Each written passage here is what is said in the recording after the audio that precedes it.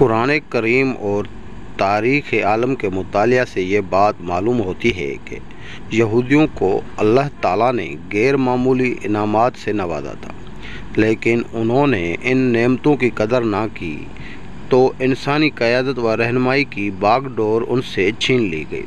اس قوم نے جب اللہ کے بھیجے ہوئے پیغمبروں کو قتل کیا اور کتاب الہی میں تعریف کی تو ان گھناؤنے جرائم کے نتیجے میں ان کو مختلف امراض میں مبتلا کر دیا۔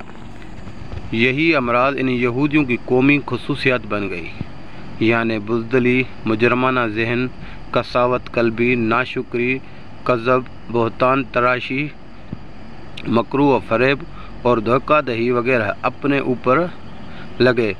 قدرت کے ان بدنما داغوں کو دھونے کے لیے یہودیوں نے پہلا نشانہ مسیحیوں کو، پھر مسلمانوں کو اور اس کے بعد ساری انسانیت کو بنایا۔ سب سے پہلے یہودیت کی وجہ، تسمیہ اور ابتدا کے بارے میں جاننا ضروری ہے، اسی لیے کہ یہودیت کو سمجھنے کے لیے سب سے اہم چیز اس نام کی ابتدا اور اس کا وجود ہے۔ یہودی ذہن کو سمجھنے کے لیے ہمیں تاریخ کے ان واقعات کا ازسر نو مطالعہ کرنا پڑے گا جو قرون اولیاء سے لے کر اب تک سلسلہ وار رونما ہوتے رہے ہیں۔ اس سے ان کی عیسائیت کے ساتھ دشمنی کی تاریخی جھلک بھی دکھائی دے سکتی ہے اور مسلمانوں سے عناد کے اسباب بھی سمجھ میں آ سکتے ہیں۔ اسرائیل یہودیہ دعویٰ کرتے ہیں کہ یہ نام ہمیں اللہ کی طرف سے عطا کیا گیا ہے۔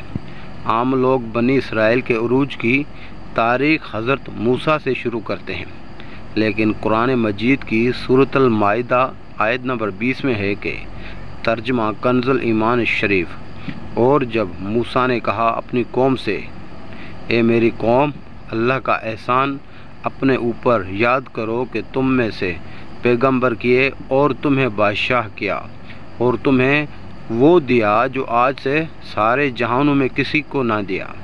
اے قوم، اس پاک زمین میں داخل ہو جاؤ، اللہ نے تمہارے لیے لکھی ہے، اور پیچھے نہ پلٹو کہ نقصان پر پلٹو گے۔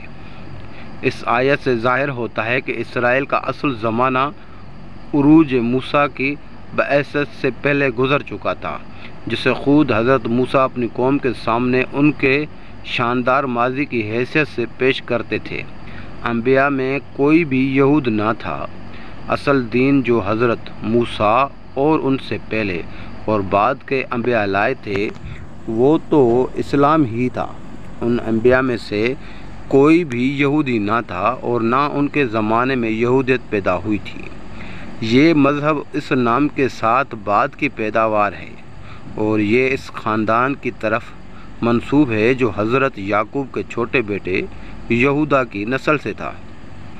حضرت سلمان علیہ السلام کی وفات کے بعد ان کی سلطنت 2 ٹکڑوں میں بٹ گئی، تو یہ خاندان اس ٹکڑے پر مشتمل ریاست کا مالک بن گیا جو یہودیہ کے نام سے موسوم ہوئی، جبکہ بنی اسرائیل کے دوسرے قبیلوں نے اپنی الگ ریاست سامریہ قائم کر لی۔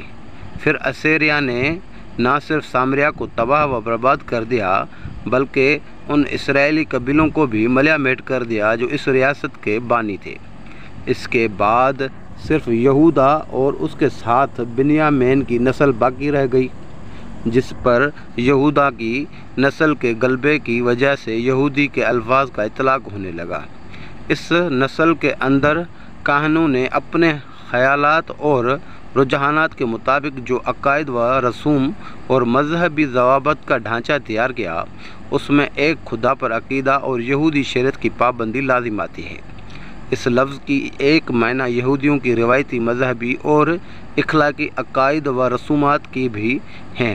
الغرض قرآن مقدس میں بھی بارہا واضح کرانے کی کوشش کی گئی ہے کہ انبیاء سابقہ میں سے کوئی بھی یہودی نہ تھے، اور قرآن پاک میں مسلمانوں کا سب سے بدترین دشمن یہودیوں کو ہی قرار دیا ہے۔ شاید مسلمانوں سے ان کی نظریاتی دشمنی اس لیے بھی ہے کہ یہ بنی اسرائیل کو بہت قوموں سے برتر و اعلیٰ جانتے ہیں، لیکن یہ بھی مانتے ہیں کہ اب ان سے یہ اعزاز بھی چھین لیا گیا ہے۔ مگر کہیں کہ دل جس بات پر اڑ جائے تو کیا کیجیے۔ یہودیوں کی فطرت میں مسلمانوں سے کینہ، بغض، حسد، عداوت پائی جاتی ہے، اس لیے فلسطین میں بے دریغ مسلمانوں کا خون بہایا جاتا ہے۔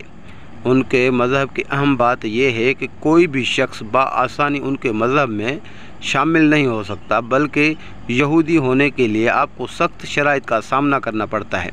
دوسرا، بہت ہی کم ایسا دیکھنے میں آیا ہے کہ کسی یہودی نے اپنا مذہب چھوڑا۔ یہ لوگ اپنے مذہب کے بارے میں بہت سخت ہیں، مگر یاد رہے کہ یہ وہی قوم ہے جس پر اللہ تعالیٰ نے سب سے زیادہ لعنت کی ہے۔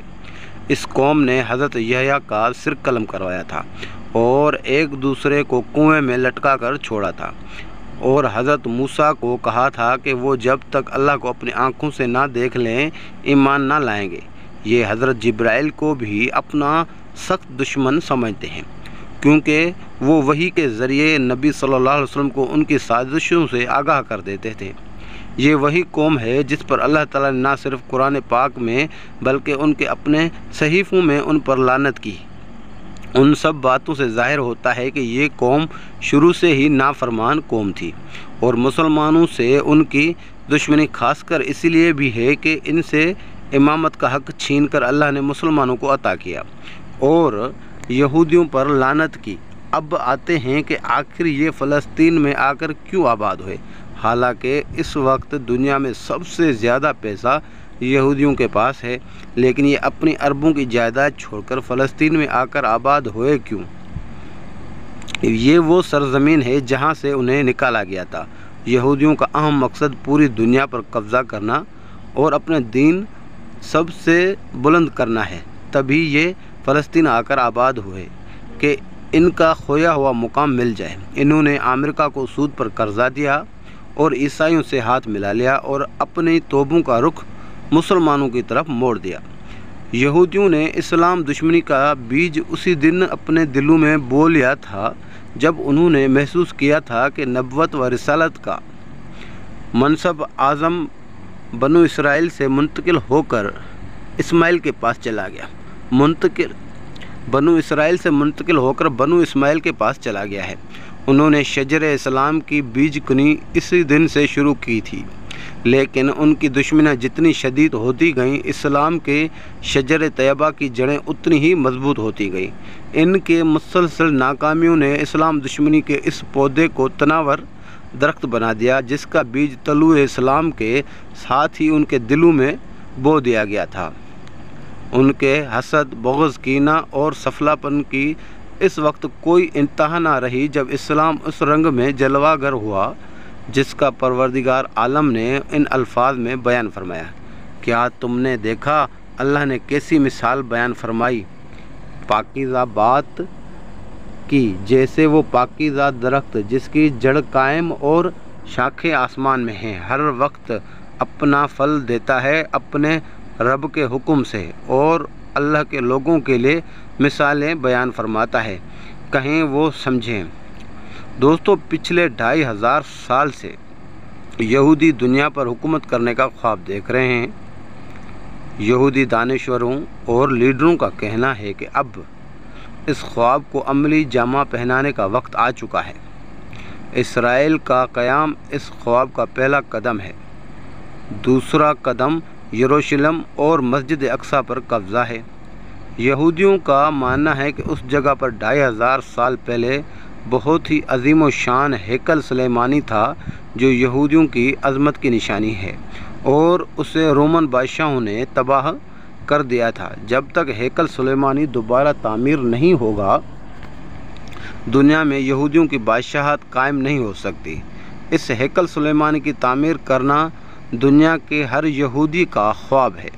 دنیا کے یہودی اپنی دولت، صلاحیت اور طاقت اس ہیکل کی تعمیر پر صرف کرنے کے لیے تیار ہیں۔